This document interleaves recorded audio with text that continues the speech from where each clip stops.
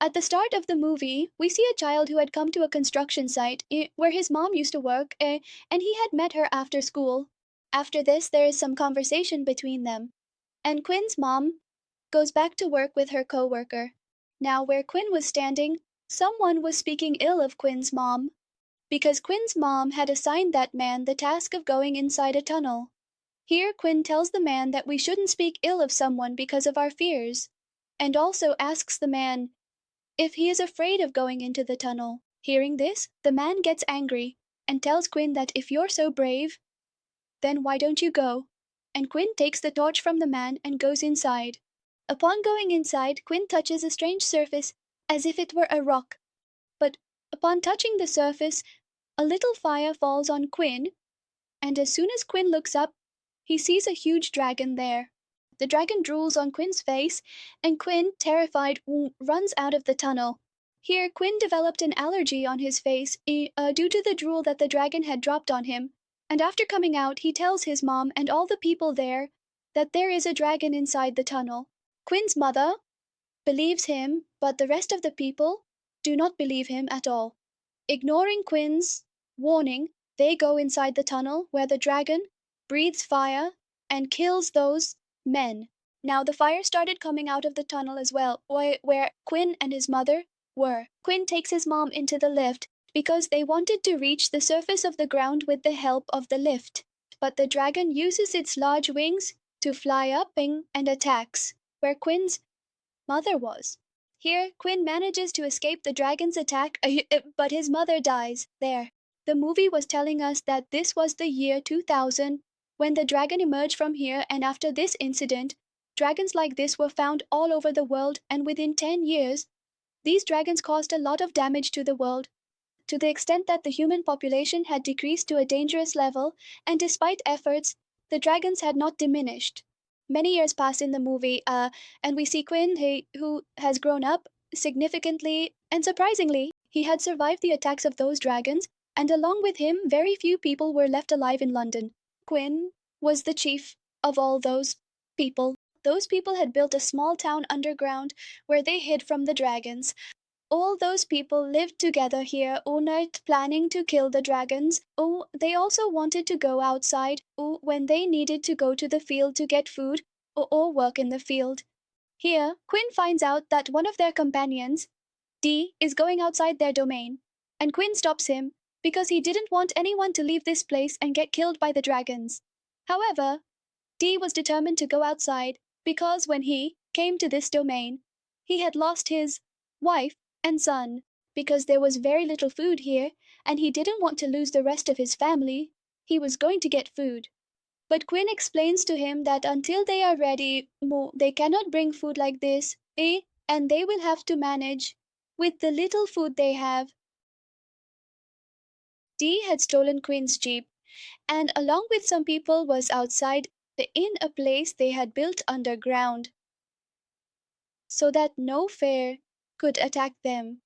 As soon as they reach the field, the security system detects that some dragons have arrived there, and due to the dragon's arrival in the field, alarms start going off in both the field and the domain, signaling the presence of danger nearby. As Quinn is preparing his team to fight the dragons, he realizes that they have gone outside this domain. Quinn was very angry about the fact that they had left Yo without his permission, and he did not want to save them. But because Quinn was their leader, it was his duty to save their lives. So he goes into the field for this task and sets fire around the field so that the dragons cannot see them. Doing this could put their lives in danger and also deplete their entire year's supply of food. Inside the field, as the others with Dee see the fire, they think that the dragon has set it, and they realize that no one can save them now. But then Quinn makes an entry, rescues them, and gets them into his truck. As Quinn is taking them to the domain in his truck, a child dies. Upon reaching the domain, Quinn was very regretful about the child's death, but since it was Eddie's son, and all of this was Eddie's fault, he was also angry. This scene ends here.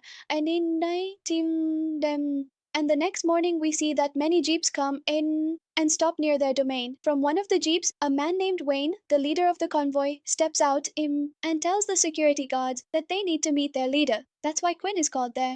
The man Wayne tells Quinn that they are dragon hunters. He explains that they don't just hunt dragons, but they kill them. He also mentions that last time, while hunting a dragon, many of their companions were killed, and many of their weapons were damaged. The man tells Quinn that this is why they want to take refuge in his domain, so they can repair their weapons and be able to fight the dragons again. To convince Quinn of his words, the man shows him an arrow from a dragon, which he had extracted from its mouth after hunting it. Seeing all this, Quinn believes his words and allows them to stay in his domain.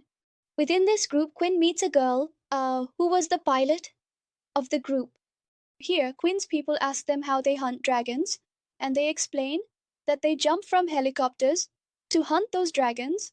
In the next scene, we see that the security guards were feeling. Here, dragons have returned again, and the security guards save the domain's alarm, alerting all the people of the domain. Now, along with Quinn's people, those other people also set out to kill the dragon. 3 people from this group go there on bikes, where they thought the dragons would come, and they set up a radar-type machine there.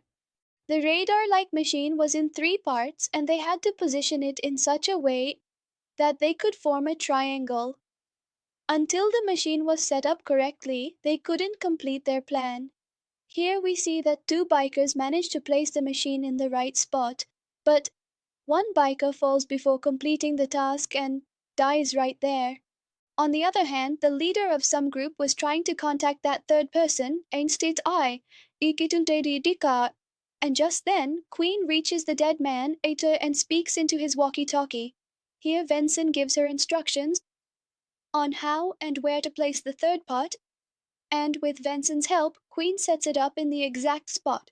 Here, in the vast sky, we see Alex, who was instructing a man with her to quickly jump so that he could become bait for the dragon, allowing the others to successfully trap the dragon. They do exactly that, and as per Alex's instructions, a man jumps from the helicopter, and just as the dragon is about to eat him, he activates his parachute and moves away. The other 2 men try to trap the dragon, and they succeed in doing so. However, the dragon breaks the trap, turns back, and eats one of the men, while the other, man, dies from falling. On the other hand, we see that he was watching the dragon on the computer, and here he tells Kin to come down from the hill, because the dragon is heading towards them, and he needs to kill that dragon. According to what the man said, Quinn was returning, but as Quinn was coming back, the dragon was also following him. And here the leader of the other group, Venson, kills the dragon. Here, Quinn and those with Quinn were very happy.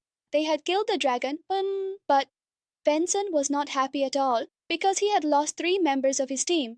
And here, now, Van Quinn reveals his real plan. Venson tells Quinn that according to our research, there are only male dragons in this entire world, and here in London, there is only 1 male dragon. If we kill the male dragon, all the dragons will die, and no more dragons will be born. Here, Venson's purpose in telling Quinn the plan was to get his people to join our group. But Quinn does not agree, because doing so could result in the death of people from Quinn's group. Here, after hearing Quinn's refusal, Venson himself goes to those people and explains to them that if we kill those dragons, we will be able to live freely under the open sky again. We won't need to live in hiding out of fear. As soon as Quinn finds out that Venson is inciting people, he becomes very angry, and a fight breaks out between the 2 of them. In this fight, because Quinn was more powerful, Quinn beats him severely, which leaves him very badly injured. Here, Alex feels bad for Quinn along with Venson, so she gives him medicine to apply on his body. Now, in the main scene of the net and movie, we are shown that the male dragon finally arrives in their domain, but before they can kill the dragon, it sets their domain on fire, causing chaos everywhere. Kun and Venson save the children here, and along with Kun, many of Venson's companions are also killed. Due to Venson's mistake and haste, many men were killed, so he apologizes to Kun. Kun also wanted to protect everyone here, and didn't want the dragon to come back again. Therefore, Kun agrees with Venson, and they all decide to fight the dragon together.